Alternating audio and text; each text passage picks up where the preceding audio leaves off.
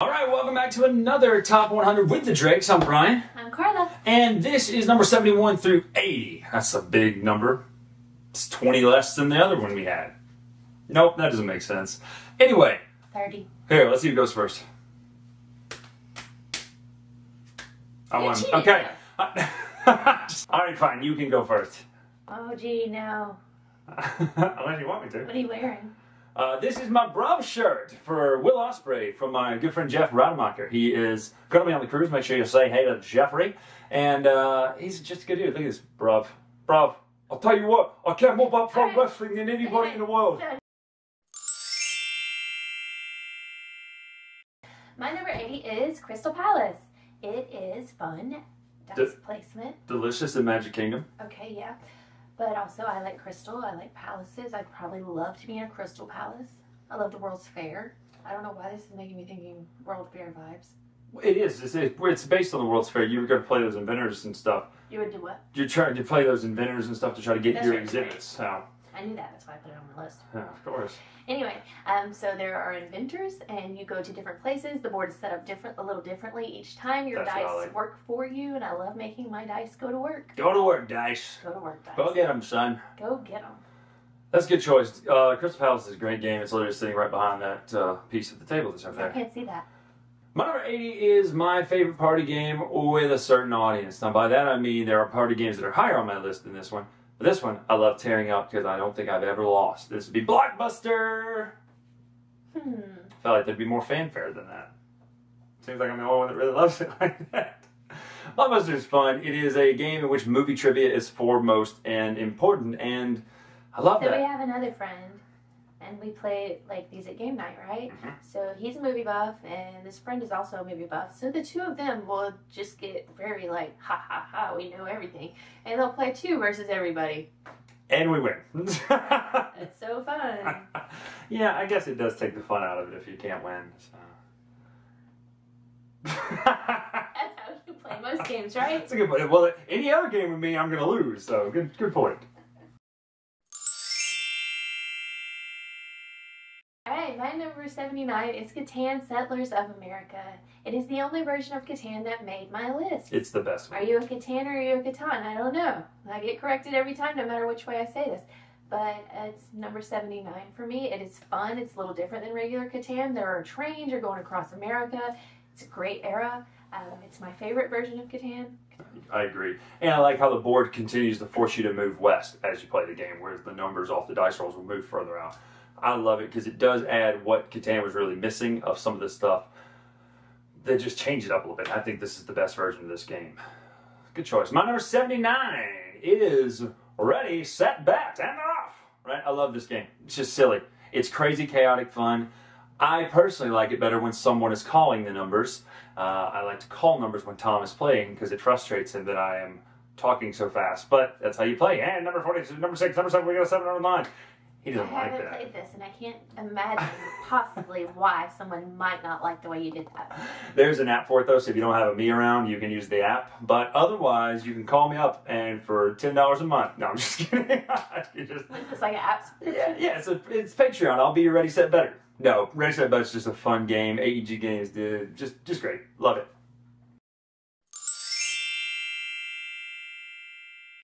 All right, my number 78 is another hidden movement game, very similar to others that we have mentioned throughout this, but it is Letters from Whitechapel.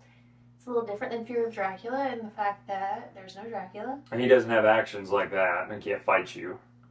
But also, he can murder you. This one's definitely Jack the Ripper. It definitely is. So you either get to be crazy and be Jack, which is actually kind of fun in this game, and I just mean the game, or you can be the people trying to catch Jack. You heard that, kids. Don't be like Jack the Ripper in real life. No, I do mean that. Don't be like that. This is a very special episode of Top 100 brought to you by PSA. That's right.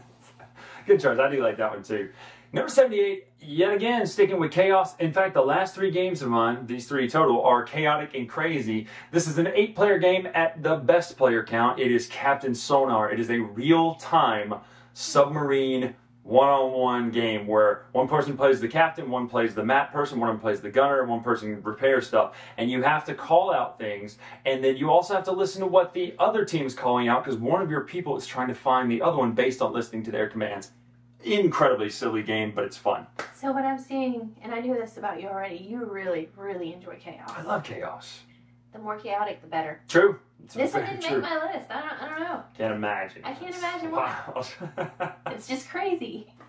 Yeah, but my number 78 is Captain Sonar. Alright, so that brings us to number 77. Number 77 for me is a stock market game that's super fun. We've played it with gamers and non-gamers. It is called Stockpile. Oh, great game. Great game. It's a lot of fun. Sometimes a little chaos, not super chaotic. When you go to bid, it can be crazy, yeah. Yes, but I believe that's how stock markets work. That's true. Would you say that the pile of stocks was chaotic? No one has ever come from the trade floor and been, wow, what a peaceful day. Makes sense. But it's fun. It is fun. Stockpile is a great game, so good I like choice. to pile up my stocks in that game. It's kind of almost a party game. You know, it does actually feel more like a party game that with some slightly heavier mechanics in how you play, and it plays a pretty big player count if I remember correctly. And there's an app for it, so you can play this on the plane. It's great. Good app. It is a good app. I will say that. My number 77 is the only other word guessing game I think I have on here. I think there's two. I have 3 total. This is number 2.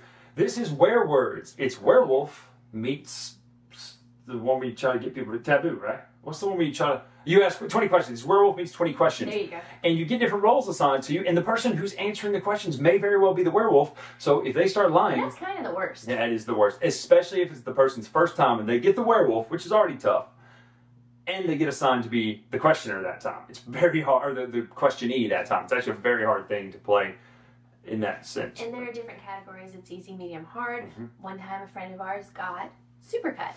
So here we are. Is it a gas? The man said yes. Yeah, and he wasn't the werewolf. He wasn't. What did you think Supercuts was exactly, James? Sorry, I'll redact his name, James. It was definitely James. James is also famous, and I'll tell you a James story around number 1, 2, or 3. I can't remember which one, but you'll hear it again, and it's my favorite.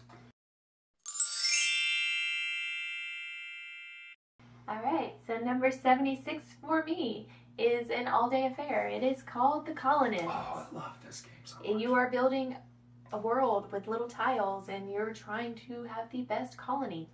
And it's great because it's long, because you finally actually get to have the engine you build work for Technically, you could probably stop after one of the You can, yeah. But then you feel like you've done nothing.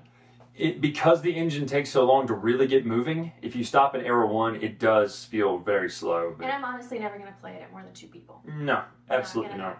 Happen. We've had it sit on the table for days before.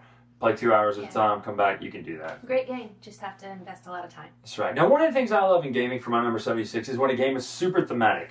When you just really puts you in the place of where you are in the theme or setting. I don't know the difference in those 2 words, and frankly, I don't care. This is the most naturific game of all time. So Clover, it's a great party game. Enough said. I believe it's made another top 10 list for you. It has. It was number 10 nature games of all time. If you want to see heads explode, watch that video. It's tremendous because I did it in earnest. And then I was like, no, I'm just kidding. But So Clover, really is a fun party game. There's one party game I like better than it up on the list, and you'll see. Well, there's a couple party games, but So Clover's great in how it works. It's one of those games where you hear your friends go, well, clearly he didn't mean this. He wouldn't know what that means. And you're like, that's exactly why I said that. Don't undersell me as a moron. Let me do that myself, you know? But So Clover, my number 76. All right, so that brings us to number 75. Again, I like dinosaurs, I like animals, and I like fun little party games. I guess Yeah. I would call this a party game. Maybe it's not. I think it is too, even though, what is a It's party what it is. game, right? It's Draftosaurus. Yes! Yes, you're pulling Drafts. dinosaur meeples, dino meeples? Dino meeples. out of a bag, and you are creating a little dino Park? life. You're creating a Jurassic Park where no one dies. John Hammond's dream, actually. Though if you walked around a dinosaur park. You'd probably die. They're smart. Oh, I forgot to put a different dinosaur game on my list. Donna still on Island? Yes. Yeah, that's it. Right. Definitely would have made my list. Clever gal. That's when he dies. Robert Malding. Sorry if you hadn't seen that. 1993 spoiler. Alright, number 75. Number 75 for me is all of the United games. Now, I don't mean the airlines. I don't mean games that work together. I mean like Marvel United, DC United. Haven't played DC United yet, but I guarantee you without having to play it, DC United would be my favorite over Marvel because I like Marvel less than DC, but not much. But there's a Green Lantern Corps one. There's all these sort of things. I just love the system is so easy and it's friendly and approachable. Plus, the miniatures are fantastic with those cutesy little styles. So my number 75 is the United Saga. Have you played this? I have played once. That's right. Yeah, one time. And I thought that it was cute. All we had was the base game at the time, though, right? Right, but I like the little guys painted. They are. They do look way better painted. Alright, so number 74 for me. It can go however, depending on who you play it with. Some people are completely opposed to this game and other people love it, and I enjoy it. It is called Cosmic Encounter. Woo! Speaking of anger and people getting mad, I've seen people get very angry in this game. And it's just a game, but it's fun. It involves a lot of social deduction. Negotiation, I think is the word I'm looking for here. Yeah. You really have to talk people into working with you and teaming up against other people so you can win. And stab your allies in the back. He does that. A lot. In fact, the very next turn I did it. So there's lots of different aliens and monsters, and I don't think I have to explain this one. Nope, there's 150 or so. One of them just lets you win if it comes to your turn. Anyway, my number 74 is Code Names. It's the OG of the word guessing party games that we ever played. We played the mess out of the original. I'm of the opinion that you can play Code Names with infinite number of players on a team and just work together. It's a great game night game. It's a great game for my children. They love the Disney version, and then my oldest loves the Harry Potter version, and we just like them all. We have a great collection of Code Names. We do. I love it a lot. So number 73 for me is the Gallerist. Ooh, good game. It's a little heavier than maybe Code Names. A lot heavier. I have to relearn it every time I play it. It's a beautiful game. You're working to make an art gallery. It's what is the it's got workplay. Oh, it's oh shoot, his name just fell out of my brain. He's got Veenhouse, Gallerist. Kanban. Yeah, and what's the dude's name? Vito Lacerda. It's probably one of my favorite games by him. It's as vital as it gets. Yeah.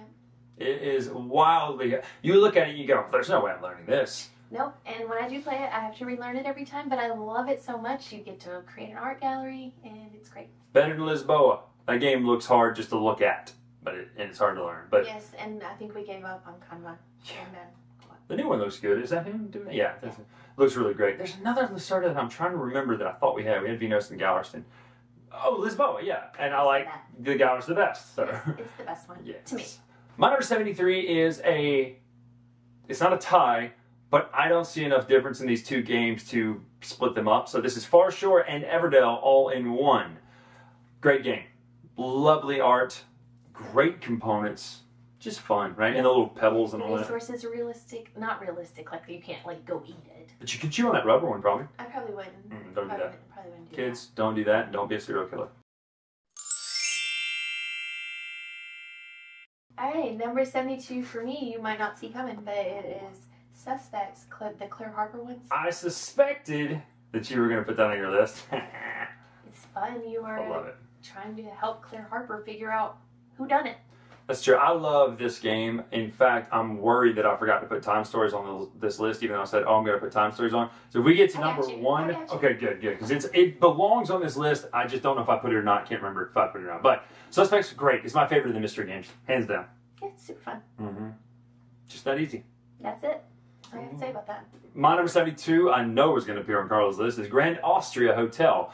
I like the Let's Waltz, I like the Let's Waltz expansion as well, but this one is just fun. It's very hard for me to win. I've only won maybe once, or I don't think I've ever won, but it's some reason I just can't get the gist of this game down, what I need to do each turn. But it's a great dice placement game, and it's got tea, strudel, coffee, and wine. So I 3D printed the little resources, and they're painted now, and you get a little piece of cake. It's a great looking game. So that is Grand Austria Hotel. Alright, so that brings me to my number 71, and I do love a good area control game sometimes, and this is, to me, one of the better ones. It is a Game of Thrones. It is a Game of Thrones. Because winter is coming. No, that was Endless Winter. It was up on my list. No, that was winter is here. This is winter is coming. Good point. Yeah, Game of Thrones, what can you say? It's just great. It's a great area control game, and you can win without anybody knowing you're about to win. That's why I love it. Or you think you've got the game, and then somebody takes a turn, and it turns what you do on your head.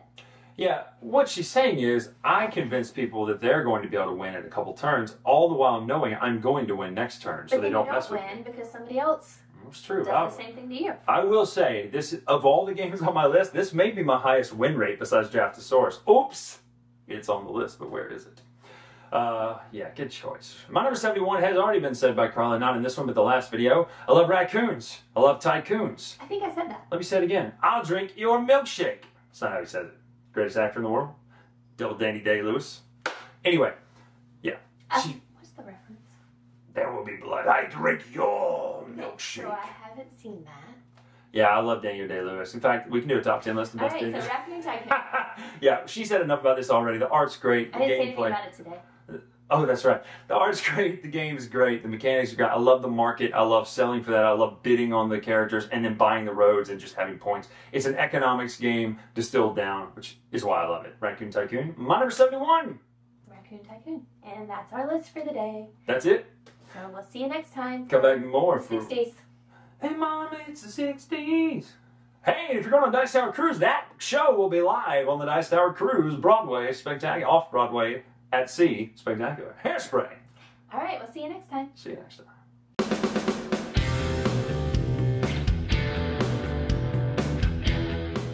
Hey everybody, thanks for watching another video from the Dice Tower. Hey, you want to learn more about us, communicate with us? We have a Facebook group, we have a Discord channel, lots of different ways to get involved with the Dice Tower. You can find that in our Linktree link below. So just click that, it will take you and you can communicate with us on Facebook, join our Facebook groups. There's lots of cool things that you can find and become part of the Dice Tower. Thanks so much for watching. I'm Tom Vassell.